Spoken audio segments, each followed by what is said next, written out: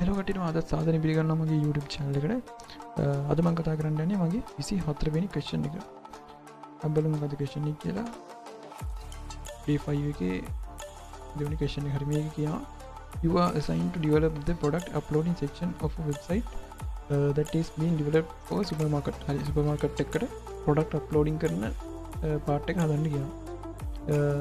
It should be done following steps. හරි කියන්නේ මේ steps වලට අනුව තමයි හදන්න ඕනේ කියනවා. පළවෙනිට කියනවා the first thing to do here is to create a relevant page එකක් හදන්න කියනවා product uploading වලට. You are not allowed to use bootstrap use කරන්න එපා කියනවා. Be responsive and use media queries to do that. responsive කරන්න media queries use කරන්න කියලා කියනවා.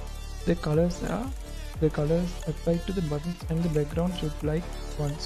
හරි කියන්නේ colors සහ buttons වලට add කරන colors මෙන්න මේ විදිහට වෙන්න ඕනේ. මේ picture එකේ දීලා තියෙන විදිහට වෙන්න ඕනේ. ඒ rate එක සමාන වෙන්න ඕනේ. ඊට the client should be able to manage this information.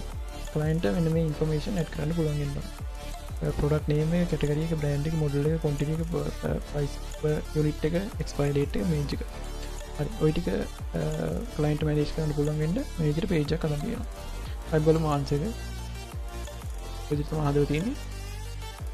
එතකොට මම මෙතන මේ විදිහට මෙතන මුකුත් process එකක් වෙන්නේ නැහැ. ඔයාලට පේනවා මේ click කරාට මුකුත් වෙන්නේ නැහැ. මොකද මේක back end එක code කරලා නැහැ. මෙතන අපිට ඕන දෙයක් enter කරන්න පුළුවන් මෙන්න මේ විදිහට. date එකක් දාන්න ඕන, expire date එකක්. එතකොට image එකක් upload කරන්න පුළුවන්. මේ වගේ දේවල් ටිකක් කරන්න පුළුවන් වෙන හදන්න කියලා තමයි අපිට ප්‍රශ්නේදී කියන්නේ. ඒ වගේම මම මේක responsive කරලා තියෙනවා මෙන්න මේ විදිහට small device වලට සහ large device වලට. හරි. ඊට පස්සේ මම code එක පෙන්නන්නම් මොන විදිහට තියෙන්නේ කියලා. මේක තමයි index page එක. bootstrap link කරලා නැහැ කොහෙවත් ඔයාලට පේනවා. ඊට පස්සේ මෙන්න මේ විදිහට මම මෙතන tag ටිකක් දාගෙන තියෙනවා මගේ design එක. ඊට පස්සේ style එකට ගියොත් එහෙම මෙන්න මේ විදිහට තියෙනවා media queries පාවිච්චි කරලා තියෙනවා මේක responsive කරගන්න මෙන්න මේ විදිහට. හරි ඔය විදිහට තමයි හදලා තියෙන්නේ. එහෙනම් 25 වෙනි question එක අපි ආයෙත් බලමු.